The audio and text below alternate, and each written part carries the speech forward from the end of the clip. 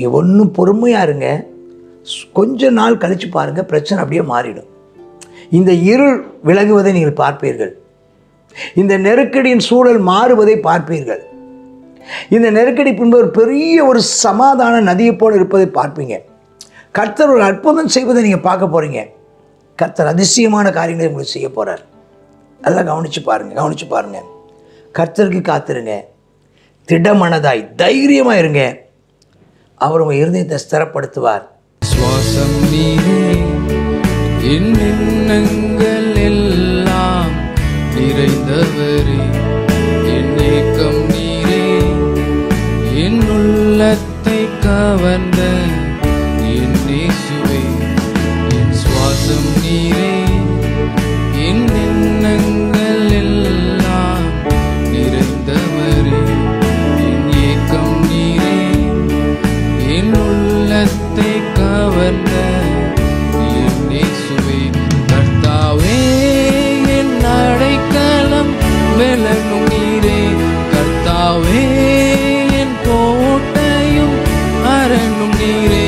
ஆபத்து காலத்தில் அணுகுண துணையும் நீரே, ஆபத்து காலத்தில் அணுகுண துணையும் நீரே.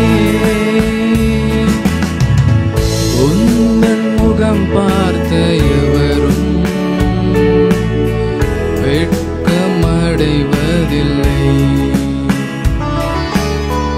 உம்மை தேடுவோர்க்கெல்லாம் குறைகள் என்றும் இல்லையே.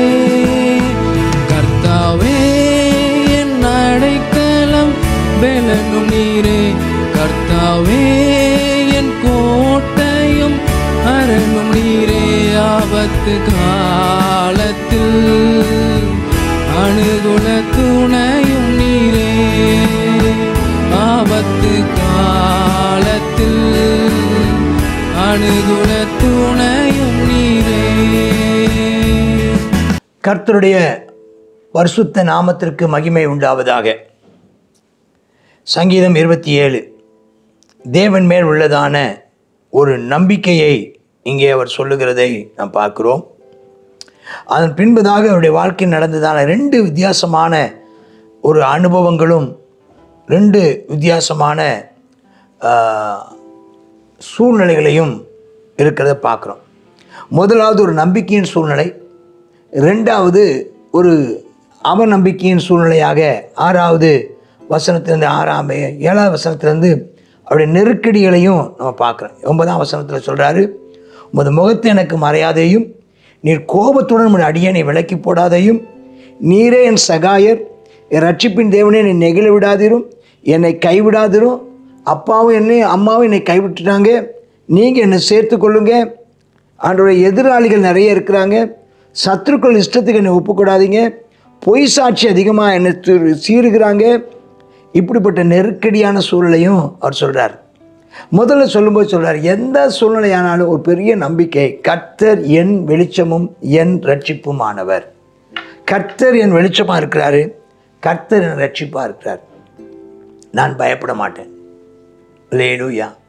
எந்த இருளுக்கும் நான் பயப்பட மாட்டேன், எந்த பிரச்சனைக்கும் பயப்பட மாட்டேன். எந்த இருளில் நான் இருந்தாலும் கர்த்தர் எனக்கு வெளிச்சமாக இருப்பார். எந்த நெருக்கடியில் இருந்தாலும் கர்த்தர் என்னை கைதூக்கி விட்டு ரட்சிப்பார். ஆகையினால் நான் யாருக்கு பயப்படுவேன்? ஆமென், ஸ்தோத்திரம். கர்த்தர் ஜீவனின் அரணானவர், யாருக்கு அஞ்சுவேன்? அதாவது என்னென்னா, நான் இருளுக்கும் பயப்பட மாட்டேன், பிரச்சனைக்கும் பயப்பட மாட்டேன், என் ஜீவனுக்கு மரணத்துக்கும் நான் பயப்படுவதில்லை. காரணம், அவர் என் ரட்சிப்பாக இருக்கிறார், அவர் என் ஜீவனாக இருக்கிறார், அவர் என் வெளிச்சமாக இருக்கிறார் சொல்லிட்டு சொல்கிறாரு, சத்துருக்களும் என் பயங்கரமாகிய பொல்லாதவர்கள் என் மாம்சத்தை பட்சிக்க என்னை நெருங்கும் போது அவங்க இடறி விழுந்துட்டாங்க. எனக்கு விரோதமாக பாளையமே இறங்கினாலும் கூட நான் பயப்பட மாட்டேன். ஒரு யுத்தமே எழும்பினாலும் கர்த்தர் என்னை ரட்சிப்பாருங்கிறதுல நம்பிக்கையாக இருப்பேன்.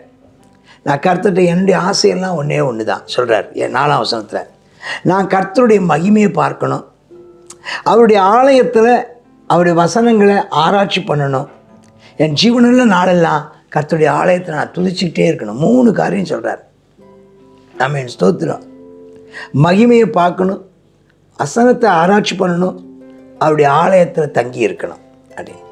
அப்புறம் சொல்கிறாரு, தீங்கு நாளில் என்ன பிரச்சனை வந்தாலும் அவர் தம்முடைய கூடார மறைவில் மறைத்து கொள்வார். நான் அவருடைய கூடாரத்தில் இருப்பதினால், நான் அவருடைய சமூகத்தில் அவருடைய பிரசன்னத்தில் இருப்பதினால் அவர் என்னை மறைத்து கொள்வார். அவர் என்னை ஒளித்து வைத்து என்னை காலங்கள் வரும்போது உயர்த்தி வைப்பார். கர்த்தருக்கே ஸ்தோத்திரம் உண்டாவதாக. ஆம், நம்முடைய தேவன் எல்லா ஆபத்துகளுக்கு நம்மை விலக்கி பாதுகாப்பார், தப்புவிப்பார், உயர்த்துவார். 6ஆம் வசனம் சொல்கிறார், இப்போது என் தலை என்னை சுற்றி இருக்கிற சத்துருவுக்கு மேலாக உயர்த்தப்படும். அவருடைய கூடாரத்தில் நான் ஆனந்த பலிகளை இட்டு கர்த்தரை பாடி அவரை கீர்த்தனம் பண்ணுவேன். அப்போ நான் எப்போதும் தேவ சமூகத்தில் இருப்பேன், அவருடைய கூடாரத்தில் இருப்பேன்னு சொல்கிறார். அவருடைய கூடாரங்கும்போது அவருடைய பிரசன்னம், நான் எப்போதும் தேவ பிரசன்னத்தில் இருப்பேன். நீங்களும் நானும் நம்ம எப்போதும் வந்தடையத்தக்க கண்மலையும் அவர்தான். நாம் எப்பவும் சார்ந்து கொள்கிற இடம் அவர்தான். கர்த்தரை துதித்து கொண்டே இருங்கள். பிரச்சனை அதிகமாகுது போல காணப்பட்டா ஆராதித்து கொண்டே இருங்கள், துதித்து கொண்டே இருங்கள், ஸ்தோத்திரித்து கொண்டே இருங்கள். கர்த்தர் நிச்சயமாக நமக்கு கர்த்தர் உதவி செய்வார். அவர் முகத்தை பாருங்கள் சொன்னீரே, உடைய முகத்தையே நான் தேடுகிறேன்னு சொல்கிறார். முகத்தை மறைக்காதீங்கப்பா, விலைக்கு போடாதீங்கப்பா. அப்படி ஆண்டவர்கிட்ட ரொம்ப கெஞ்சி கேட்குறார். கேட்டுட்டு 13-14 விசுவாசத்தை அறிக்கையிடுகிறார். இன்னைக்கு காலையில் நாமும் காலையுமே இந்த விசுவாசத்தை அறிக்கையிடுவோம். நானோ எத்தனை பிரச்சனை எங்கெங்கே இருந்தாலும் நானோ ஜீவனுள்ள தேசத்தை கர்த்தருடைய நன்மையை காண்பேன். நிச்சயமாக கர்த்தர் என்னை ஆசீர்வதிப்பார். நிச்சயமாக கர்த்தர் என்னை கைதூக்கி விடுவார். என் சூழ்நிலைகளை நான் தாண்டி வருவேன். கர்த்தர் என் பட்சத்தில் இருக்கிறார். அவர் எனக்கு நன்மை செய்வார். ஆமென், ஸ்தோத்திரம். நான் அதை விசுவாசிக்கிறேன். இந்த நம்பிக்கை இருப்பதினால் நான் கெட்டு போவதில்லை. கர்த்தருக்கே நான் காத்திருப்பேன். அவருக்காகவே அவரில் நான் முழு தைரியமாய் நான் இருப்பேன். அவர் என் இருதயத்தை ஸ்திரப்படுத்துவார் அப்படின்னு சொல்லிட்டு தன் மனதை பார்த்து சொல்கிறாரு, கர்த்தருக்கே காத்திரு. உங்களுக்கும் அதே வார்த்தையை நான் சொல்கிறேன். நீ ஒன்றும் பொறுமையாக இருங்க. கொஞ்ச நாள் கழித்து பாருங்கள், பிரச்சனை அப்படியே மாறிடும். இந்த இருள் விலகுவதை நீங்கள் பார்ப்பீர்கள். இந்த நெருக்கடியின் சூழல் மாறுவதை பார்ப்பீர்கள். இந்த நெருக்கடி பின்பு ஒரு பெரிய ஒரு சமாதான நதியை போல் இருப்பதை பார்ப்பீங்க. கர்த்தர் ஒரு அற்புதம் செய்வதை நீங்கள் பார்க்க போகிறீங்க. கர்த்தர் அதிசயமான காரியங்களை உங்களுக்கு செய்ய போகிறார். அதெல்லாம் கவனித்து பாருங்கள். கர்த்தருக்கு காத்திருங்க. திடமனதாய் தைரியமாக இருங்க. அவர் உங்கள் இருதயத்தை ஸ்திரப்படுத்துவார். தொடர்ந்து கர்த்தர் எப்படி காரியங்களை செய்ய போகிறாருங்கன்னு காத்திருங்க. நிச்சயமாக கர்த்தர் சொன்னது உங்களுக்கு நிறைவேறும். அவர் உனக்கு உன் ஜீவனின் அரணுமானவர். அவர் வெளிச்சமும் ரட்சிப்புமானவர். அவருடைய கூடார மறைவில் கர்த்தர் மறைச்சிக்குவாரா, நம்மளை கண்மலையில் உயர்த்துவாரா? நிச்சயமாக ஒரு உயர்வு உண்டுங்கிறத விசுவாசித்து உனிதான தலைமுறைக்கும் சந்ததிக்கும் நம்பிக்கை உண்டு என்று சொல்லி விசுவாசியுங்கள். நிச்சயமாக கர்த்தர் வாய்க்க பண்ணுவார். ஆமேன், ஆமேன். God bless you. சங்கீதம் 27வது சங்கீதத்தில் அவருடையதான விசுவாசம், சங்கீதக்காரர் தாவீதுடையதான விசுவாசம் என்னென்னு சொன்னால், தீங்கு நாளில் அவர் என்னை தம்முடைய கூடார மறைவில் வைத்து அவர் என்ன செய்வாராம், மறைத்து என்னை தமது கூடாரத்தில் ஒளித்து வைத்து கண்மலையின் மேல் என்னை நிறுத்துவார். அடுத்ததாக சொல்ல, என் முகத்தை தேடுங்கள் என்று சொன்னீரே, கர்த்தாவே உம்முடைய முகத்தையே தேடுகிறோம். ஆகையினால நீர் என்ன ஜெபம் பண்ணுறாருன்னா, உம்முடைய முகத்தை எனக்கு மறையாதையும். ஒரு 3 விதமான ஜெபத்தை இந்த 27வது சங்கீதத்தில் பார்க்குறோம். உம்முடைய முகத்தை எனக்கு மறையாதையும் ஆண்டவரே. எதிராளிகளின் நிமித்தம் என்னை செவ்வையான பாதையிலே நடத்துவீராக. கர்த்தாவே சத்துருக்குடைய இஷ்டத்துக்கு என்னை ஒப்புக்கொடாதிரும் என்று சொல்லி ஜெபிக்கிறார். இந்த நாளிலும் நாம் விசுவாசத்தோடு கர்த்தரை பற்றி கொண்டிருக்கிறோம். நாம் ஜெபிப்போமா? நம்முடைய ஜெபத்தை கர்த்தர் கேட்டு நிச்சயமாக இந்த தீங்குமைகளுக்கு கர்த்தர் நம்மை விலக்கி காப்பார். ஜெபிப்போம். கர்த்தாவே ஸ்தோத்திரம்ப்பா, கிருபையும் இரக்கமும் தான் எங்கள் நல்ல பிதாவே.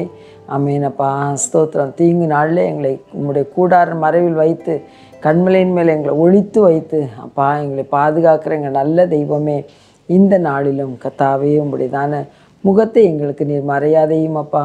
கர்த்தாவே சத்துருக்குடைய இஷ்டத்துக்கு எங்களை நீர் ஒப்பு கொடுக்க வேண்டாம் என்று சொல்லி நாங்கள் ஜெபிக்கிறோம். எங்களுடைய எதிராளிகளின் நிமித்தம் தேவரீர் நீர் எங்களை செவையான பாதையில் நடத்த வேண்டும் என்ற காலை வேளை உம்முடைய சமூகத்தில் கெஞ்சுகிறோம். இயேசுவின் நாமத்தில் பிதாவே, ஆமென், ஆமென்.